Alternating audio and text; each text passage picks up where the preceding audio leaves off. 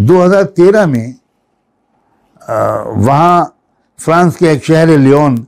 اس کی جامع مسجد میں ایک بڑا اجتماع منعقد ہوا، جس میں 23 فرینچ مرد اور عورتوں نے اجتماعی طور پر قبول اسلام کا اعلان کیا۔ تو یہ چند نمونے ہیں۔ میں اس وقت ظاہر ہے کہ پورے مغرب کے اندر کی تفصیلات آپ کے سامنے پیش نہیں کر سکتا، تو اس کی وجہ سے ہی سمجھ میں آتا ہے کہ وہاں کی جو حکومتیں ہیں یا وہ طاقتیں ہیں وہ بہت ہی زیادہ پریشان ہیں، فرسٹریٹڈ ہے، اور وہ ایسے واقعات رونما کرتے ہیں جن سے مسلمان غصے میں آ جائے، اور مسلمان غصے میں آئے گا تو وہ کوئی ایسی کارروائی کر بیٹھے گا، اور جب کارروائی کر بیٹھے گا تو میڈیا کے ذریعے اس کو بہت زیادہ نمک مرچ لگا کر مشتہر کیا جائے گا، اور اس سے ان کو امید ہوتی ہے کہ ہماری قوم کے مردوں اور عورتوں کے بڑھتے ہوئے قدم جو اسلام کی طرف بڑھ رہے ہیں وہ رک جائیں گے۔ اس لیے ہمارا رد عمل کیا ہونا چاہیے، یہ تو میں آپ کے سامنے شروع ہی میں بات رکھ چکا کہ قرآن کیا کہتا ہے۔ قرآن کہتا ہے کہ تمہارا جو اصل کام ہے اسلام کی دعوت کو ایک ایک انسان تک پہنچانے کی کوشش کرنا، انتظار کرنا، ناقابل برداشت چیزوں کو معاف برداشت کرتے ہوئے اپنے مثبت کام کو جاری رکھنا، تم مشتعل نہ ہو۔ میں سچ کہتا ہوں یہ کامن سینس کی بات ہے۔ اپنی عقل سے آپ خود پوچھیے کہ آپ کو کیا کرنا چاہیے۔ کیا آپ کو مشتعل ہو کر غصے میں آ کر وہ کر ڈالنا چاہیے جو دشمن آپ سے کروانا چاہتا ہے؟ آپ نے اگر ایسا کر دیا اور کوئی انتقامی کارروائی کر بھی ڈالی، اور آپ نے مان لیجیے ایسے کسی شخص کو کیفر کردار تک پہنچا ہی دیا، تو ذرا ٹھنڈے دل و دماغ سے سوچ کر بتائیے کہ وہ کامیاب ہوا یا آپ کامیاب ہوئے۔ یہ کوئی راکٹ سائنس نہیں ہے کہ اس کا جواب تلاش کرنے کے لیے بڑے علم اور بڑے مطالعے کی ضرورت ہو۔ اس سوال کا سیدھا سا جواب یہ ہے کہ آپ کو دشمن جیت گیا اور آپ ہار گئے، آپ اس کے ٹریپ میں پھنس گئے۔ اس کے برعکس اگر آپ نے اس کی چال کو سمجھ کر اپنے غصے کو قابو میں رکھا، اشتعال میں نہیں آئے اور کوئی ایسا کام نہیں کیا جو وہ آپ سے کروانا چاہتا تھا، بلکہ آپ نے اپنے جذبات کو قابو میں رکھ کر اور عقل مندی سے، سمجھداری سے کام لے کر وہ کام بڑھا دیے جن سے ماحول مزید خراب ہونے کے بجائے کچھ بہتر ہو جائے، یا کم از کم چند دنوں کی سکوت کے نتیجے میں فضا کچھ معتدل ہو جائے، اور آپ اپنے مثبت تعمیری، کنسٹرکٹیو، اصلاحی اور دعوتی کاموں ہی میں مصروف رہے، تو یقیناً آپ ہی کامیاب ہوں گے۔ یہاں بھی آپ کامیاب ہوں گے، اور آخرت کی کامیابی تو یہاں کی کامیابی سے زیادہ یقینی ہے۔ اور پھر ایک اور بات کی طرف اشارہ کرتا ہوں،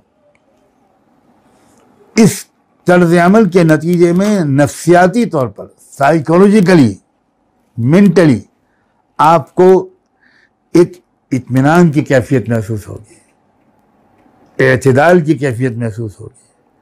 فتح مندی کا مسرور کن احساس، یہ آپ کو بہت انرجی دے گا۔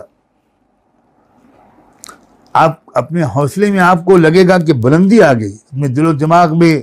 امید کی روشنی بڑھ گئی، اور وہ جو پازیٹیو سوچ ہوتی ہے، وہ جو ایک آپٹیمسٹک مزاج ہوتا ہے، وہ چیلنجز کا مقابلہ کرنے کی صلاحیت انسان کے اندر بہت زیادہ بڑھا دیتا ہے۔ ان اللہ مع الصابرین، یہ جو جملہ ہے نا اللہ کا، جو بار بار قرآن میں آیا ہے، ان اللہ مع الصابرین، یہ فطرت انسانی کے اسی قانون کے بارے میں اللہ کی گواہی ہے جسے دنیا کی کوئی طاقت نہیں بدل سکتی۔ کامیابی صرف اس کا مقدر بنتی ہے جو جذبات میں آ کر کوئی قدم نہ اٹھائے، سوچ سمجھ کر کوئی طرز عمل اپنائے۔ اور جب بھی آپ سوچ سمجھ کے اسلاموفوبیا کا ایک رد عمل تلاش کریں گے، تو آپ کو کبھی بھی آپ کا ذہن و دماغ یہ مشورہ نہیں دے گا کہ پلٹ کر وار کر دو، چیخو چلاؤ، شور مچاؤ، بلکہ آپ کو آپ کا دل و دماغ، آپ کی فطرت یہی مشورہ دے گی کہ برداشت کر لو، اگنور کر لو، نظر انداز کرو، اپنے کام کو جاری رکھو اور اپنے مثبت کام کو بڑھاتے رہو۔ یہ ہے اسلاموفوبیا کے سلسلے میں مسلمانوں کا رسپانس کیا ہونا چاہیے، اس کے بارے میں ایک مختصر معروضات پیش کی۔ کہا تو اس کے بارے میں بہت کچھ جا سکتا ہے، لیکن میں مناسب نہیں سمجھتا کہ بہت زیادہ میں آپ کا وقت لوں اور مختلف اور موضوعات کی طرف آپ کا ذہن چلا جائے۔ میں مناسب یہ سمجھتا ہوں، بہتر یہ سمجھتا ہوں کہ جو کچھ میں نے عرض کیا ہے اسی پر آپ کی توجہ مرکوز رہے۔ ہمیں اسلاموفوبیا سے بالکل نہیں گھبرانا۔ یہ پوری دنیا میں اس وقت جو شیطان قوموں کو دشمن بنا رہا ہے، اس کی ایک وجہ یہ ہے کہ شیطان کو وہ وقت اب بہت قریب نظر آ رہا ہے جس میں اسلام دنیا میں ہر کچے پکے گھر میں داخل ہوگا، ہر طرف کلمہ ہی کلمہ ہوگا، اسلام سر بلند ہوگا، اللہ کا کلمہ بلند ہوگا، انصاف کا نظام قائم ہوگا، اور شیطان کی ہزاروں سال کی کوششیں وہ خائب و خاسر ہوں گی۔ اس مستقبل کو شیطان دیکھ رہا ہے اور اس کو دور سے دور کرنے کی کوشش کر رہا ہے۔ شیطان جانتا ہے کہ جو اینڈ آف دا ٹائم کا زمانہ ہے، اس کا اختتام کس طرح ہوگا، آئندہ آنے والے دنوں میں کیا ہوگا، ہم نہ جانتے ہوں لیکن شیطان جانتا ہے۔ لیکن شیطان کے مزاج میں خدا کے فیصلے کے سامنے سرنڈر کرنا روز اول سے نہیں ہے۔ وہ خدا کے فیصلے کے خلاف جنگ کرنے کا عادی ہے، اور جیسے فرعون نے خدا کے فیصلے کے خلاف اعلان جنگ کیا تھا تو اس کا کیا انجام ہوا، وہی انجام شیاطین انس و جن کا ہوگا، مستقبل اسلام کا ہے، اس میں کوئی شک نہیں ہے۔ اس بارے میں بہت سے اشارات قرآن و حدیث میں موجود ہیں، اور اب تو دنیا میں اس وقت جو کچھ ہو رہا ہے تو ظاہری علامتیں بھی یہی بتا رہی ہیں کہ اسلام کا مستقبل روشن ہے، اور انسانی برادری کی بہت بڑی تعداد وہ ہوگی جو انشاءاللہ مشرف با اسلام ہوگی۔ اس لیے ہم سب کو